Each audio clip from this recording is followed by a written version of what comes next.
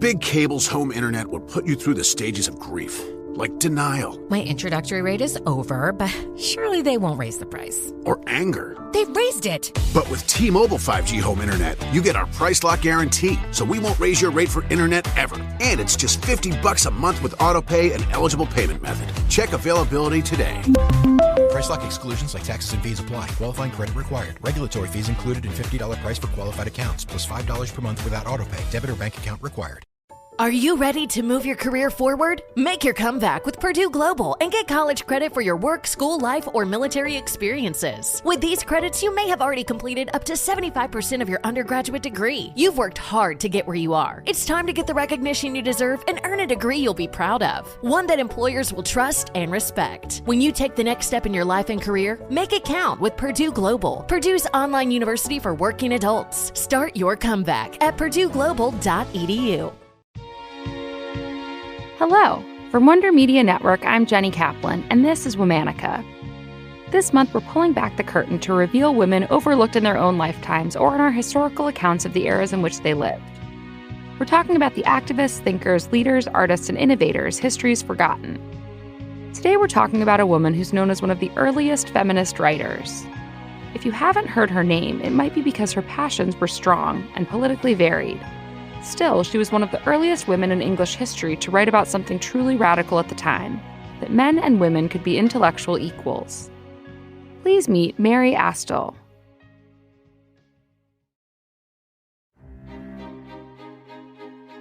Mary Astell was born on November 6, 1666, in Newcastle upon Tyne in England.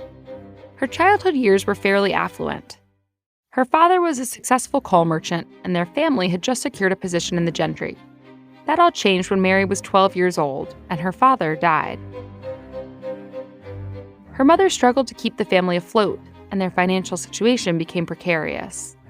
Mary didn't attend school, so most of her education probably came from her uncle, Ralph Astell, a Cambridge-educated clergyman and poet. He likely introduced her to many philosophers and poets. But he also died when Mary was around 13 years old. From there, historians think that she must have taught herself. When Mary was around 20 years old, she moved to London to pursue a writing career by herself. This was a risky move for a young woman at the time, especially one with little money. Mary sought help from the Archbishop of Canterbury. He helped Mary gain a foothold in the city by providing financial support and contacts with other potential patrons. In 1689, Mary completed a manuscript of poetry and dedicated it to the Archbishop as thanks. Eventually, to support her writing life, Mary established herself among a group of wealthy London society women.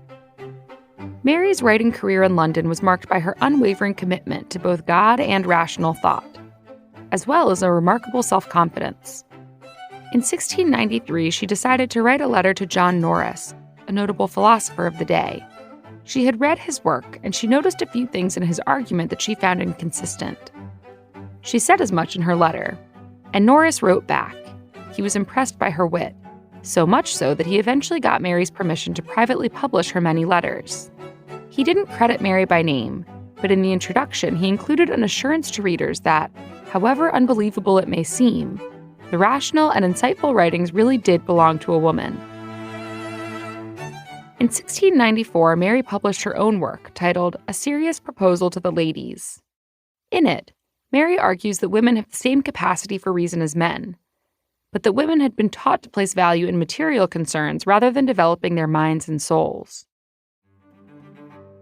She writes directly to her fellow women, telling them that admiring their image in mirrors, quote, will not do you half so much service as a serious reflection on your own minds. In A Serious Proposal, Mary also sketched out her idea to establish a women's monastery. It would be a place where single women could go to retire from worldly concerns and turn their focus towards education and serving God. This idea stirred up some controversy among readers. The Anglicans didn't like how Catholic Mary's proposal sounded.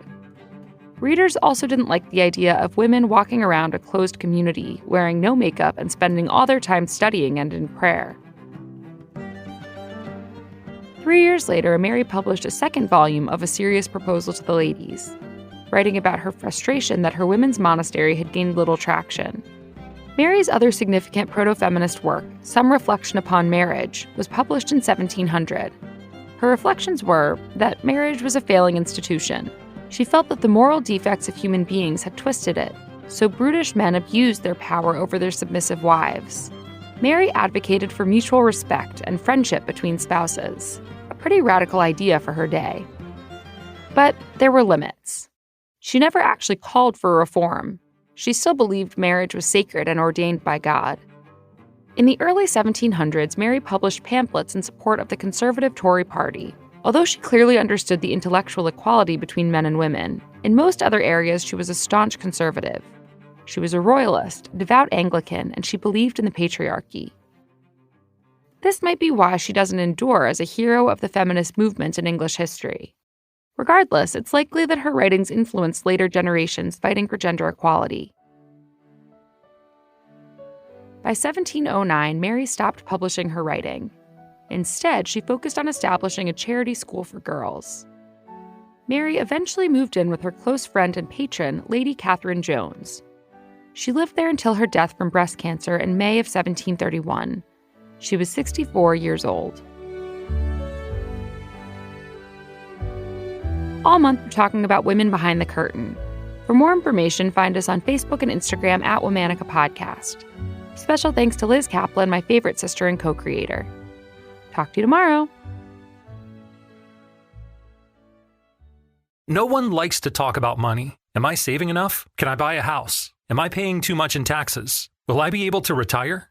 What if you could unlock insights about your finances in less than 5 minutes with a clear picture of where you stand today and where your money can work harder? Now you can. Visit Facet.com to take the free quiz and get your financial wellness score today. That's FACET.com. This ad is sponsored by Facet. Facet Wealth Incorporated is an SEC-registered investment advisor. This is not an offer to buy or sell securities, nor is it investment, legal, or tax advice. Now is the time to experience America's pastime in a whole new way.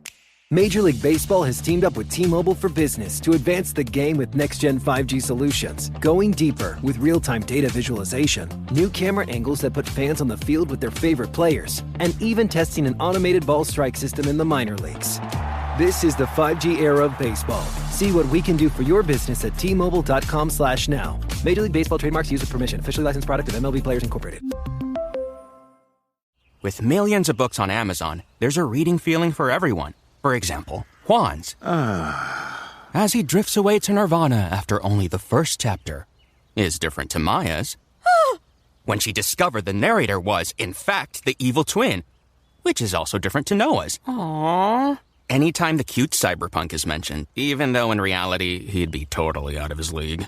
From to Amazon Books. That reading feeling awaits.